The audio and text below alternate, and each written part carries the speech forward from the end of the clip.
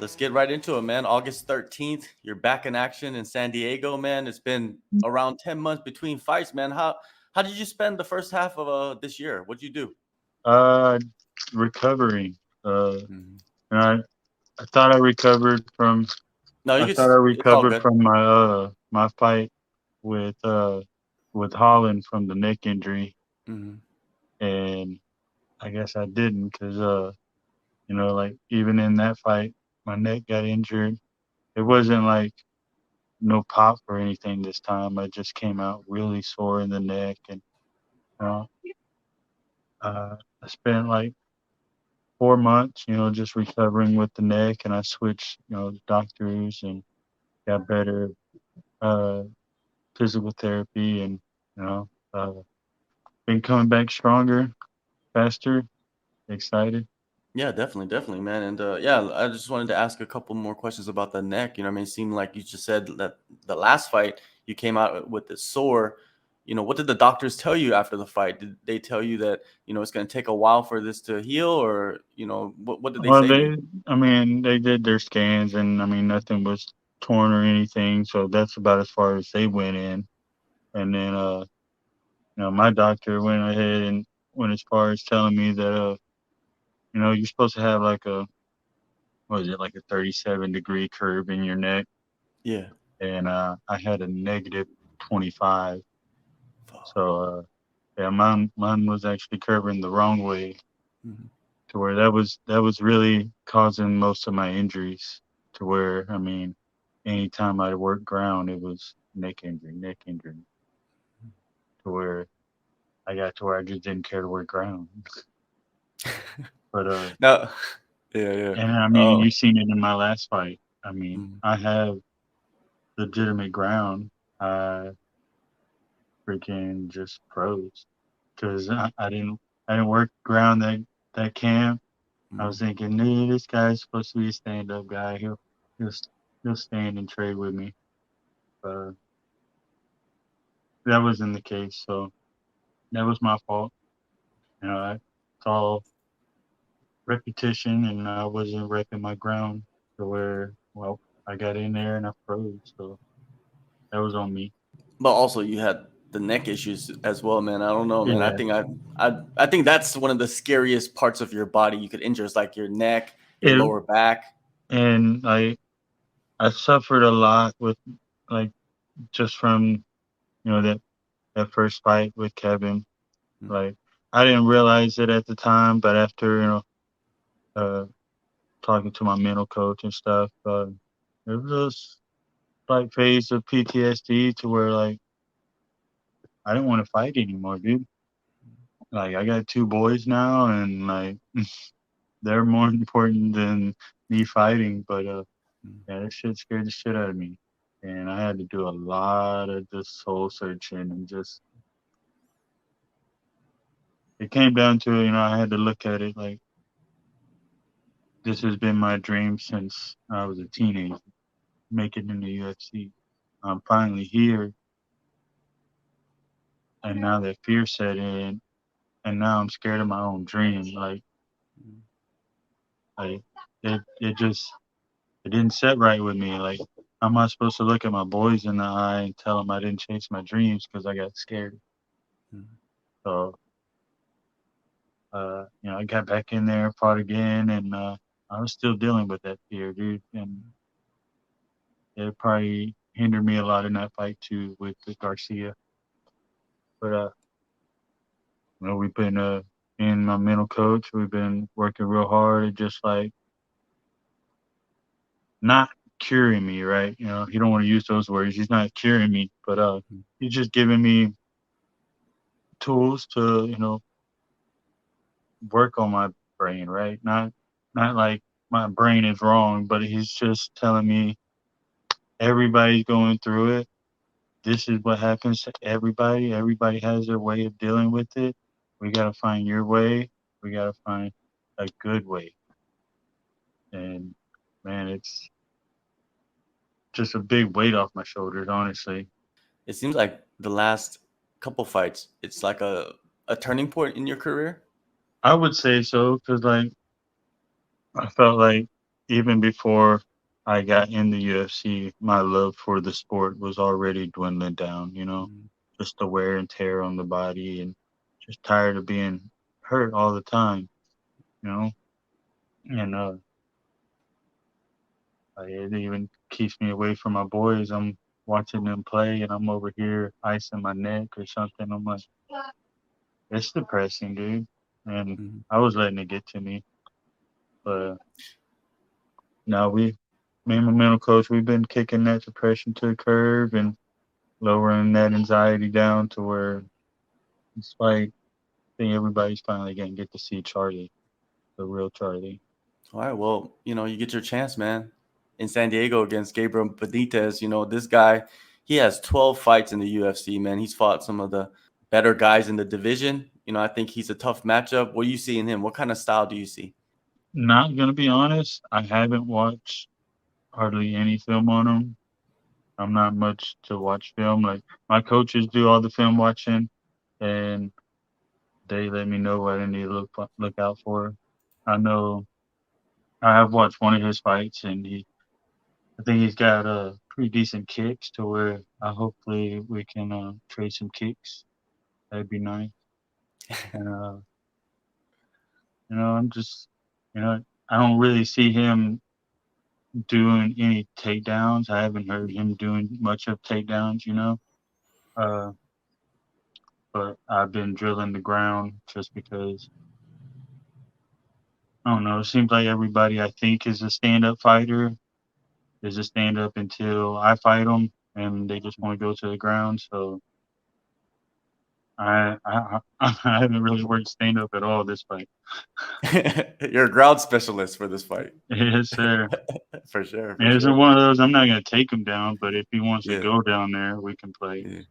Yeah, of course, man. Of course, that ace in the back pocket, so to say. You know what I Yeah. mean? You're a striker, but you want to take me to the ground. Yeah, I could take everybody a wants neck. to see a fight, man. Like, you can go see wrestling somewhere else. Like, I mean, the ground has its advantages. Don't get me wrong. If you're really getting pieced up, take them down, finish them. Just don't lay on them. You know, that's my thing. The laying Yeah. prayers, they need to get out of the sport. Spoken like a true striker. You know? Like wrestlers are fucking mean, bro. Like, Yeah, yeah, but I mean, Jits, they're fucking. I love Jits, but at the end of the day, people come to see a fight, so for sure. And trying to give them for one. this fight, I mean, you said you spent a few months working on the neck, and then how was it for getting back into like full blast sparring or training after the neck? You healed the neck. It was a little scary, just that little thought in my back of my head, man. Don't get hurt again. Don't Mm, get hurt again. Like, but yeah, all that was before I even got with my mental coach. To where kind of got with my mental coach after I got healed up, mm. and then I don't know, man. As soon as I got linked up with him, he's with the UFC, Micah. He's one of their coaches, mental coaches, and he's been doing wonders with me. Mm. What differences have you seen in yourself? Focus. I'm terrible ADHD, and I smoke weed, so like my focus is not always there. Yeah. But we got this little exercise, grab the balloon. And first couple weeks, I was letting go of that balloon a lot. Like that was Mm, my focus, and it would just float off. Right now, I'm able to sit there, have a conversation with someone without, my mind going 100 miles an hour. Or I'm able to sit down with my kids and actually enjoy the time with them instead of sitting there and boom, my mind starts wandering off. And next thing I know, my kid's in the other room now. I'm yeah. sitting here with a Hot Wheels in my hand, Mm. spacing out. But Well, that's life as a father, though. You know what I mean? yeah, Kids are just all over the place. and then I mean, but that was even bleeding over into my training to where like Mm. I mean, I'm doing jits. I'm like, hey, what is that move again? Can you show me it one more time? normally like shit would just click for me, but I was just mentally distracted, dude. Just Mhm. it was a hassle even to like start training, like the anxiety of just like each practice, the drive there. Man, I want to just turn around and go home, go to Mhm. my comfort zone. But we're working out of Yo, that, man. I love that you're talking about this, man, because most fighters won't talk about it. They won't talk about Well, I like mean, it's getting one in of the those dudes car. like I wasn't a talker at all. Like Mm. that shit got bottled up and pinned up, and it was almost the end of me, dude. Like it was some bad thoughts. So Mhm. like I got help, and then met up with this mental coach, and been a lifesaver for sure. Yeah. For some crazy reason, it seems like fighting is one of the best therapies, or training is one of the best therapies out Yeah, there. and it is, dude, because like I was telling everybody during that little time of injury, not being able to train, like, and I would still go up there because I still teach. I teach taekwondo, and so I still see my teammates. And dude, it just sucked every time going up there. Like Yeah. it got to where I didn't even want to teach anymore because I didn't want to be at the gym because I was hurt. Like, Mhm. why am I even here if I can't work out? And yeah, dude, I didn't realize how much I needed the sport. Mhm. Needed that release. I thought I could just take the break, heal up, and get better. But dude, that was worse than like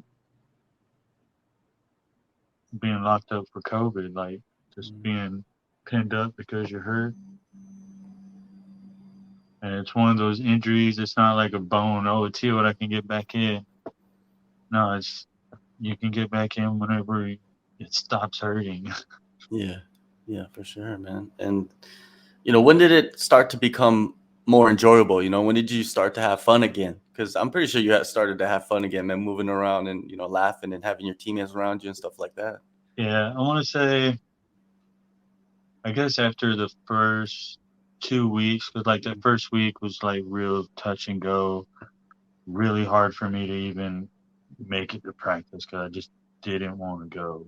Like after after that first week, breaking the ice back, get back in. The second week, started picking up, started like smiling every once in a while in practice. Third week, it was pretty much almost back to normal. I Mhm. think the hardest part was just making myself want to go. And I found out that you can't make yourself want to do anything. You either Nah. want to do it or you don't. And I just had to keep going until I realized this is what I wanted to do. Yeah. Because I don't know, I tell everybody my daddy didn't raise no quitter, so I can't teach that to my kids. Yeah, definitely, man. When you have kids, man, you can say whatever you want to them, but you just got to show them, and that's what Yeah, you're doing, man. You're showing them, like, yo, don't quit on anything. Let's get this yeah. now. I mean, Going they back can to the look fight, back man. Yeah, and look back at this interview and like, dang, Dad, I didn't know you felt that way about it. Like, no, dude, I was scared yeah, shitless. Like, yeah. I wanted to hang it all up. Like, I was done. But no, dude, I was like, my wife was really my savior too. She's just like, Mhm. since I've known you, and we've been together over 10 years. She's like, since I've known you, this has been your dream. Like, why is it gone now? I'm like, I was trying to use my kids as an excuse. But now it seems like you figured it all out. Well, not figured it all out, but I'm starting to I'm figure it, things out. You know what I I'm mean? starting to figure it out, Yeah. and it's starting to really Yeah. collab together, and I'm just I think fighters and parents will relate to what you've been going through. I think they will relate. You know what I mean? I'm not a fighter, but I'm a parent, so I could relate to exactly what you're talking right. about, man, about that. So, respect to you. And Man, going back to this fight, man, in San Diego, that's what we're supposed to be talking about. How do you see yourself, man, performing in this one, man? It seems like you're starting to figure it out a little bit more. I think a lot of people are looking at you and seeing the last two performances, don't really know the behind the scenes story of the fights. What do you see? What do you want to prove? Honestly, I'm hoping he kind of tries to take me down to where either I could prove that I got some takedown defense, or I have some, or B, I have some ground. But honestly, if he's not trying to take me down and he's trying to stand with me, I don't see it going out of the first round. All right. That's perfect, man. Before I let you go, man, I gotta pick your brain. You're a lightweight.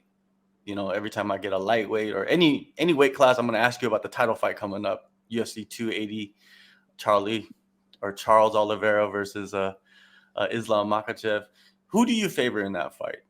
Man, I'm all with Charles, man. Charles all the way. Like, I'm just amazed at how many times people are gonna count this guy out.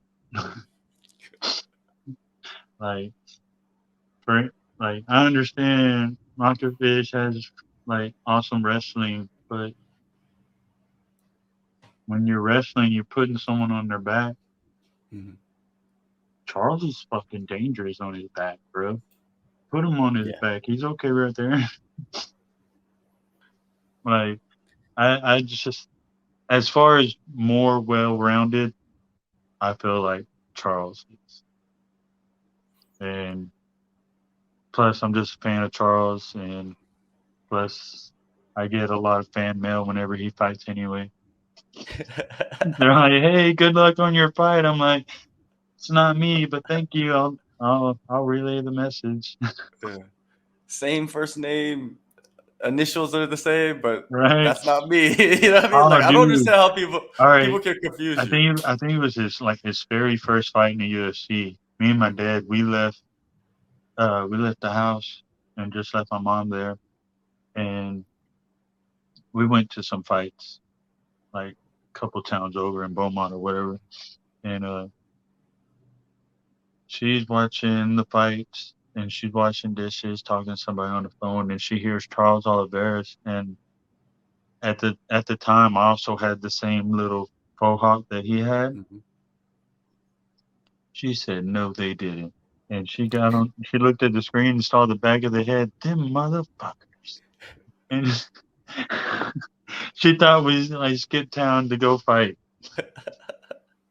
And just didn't tell her. I was like, "No, Mom, that's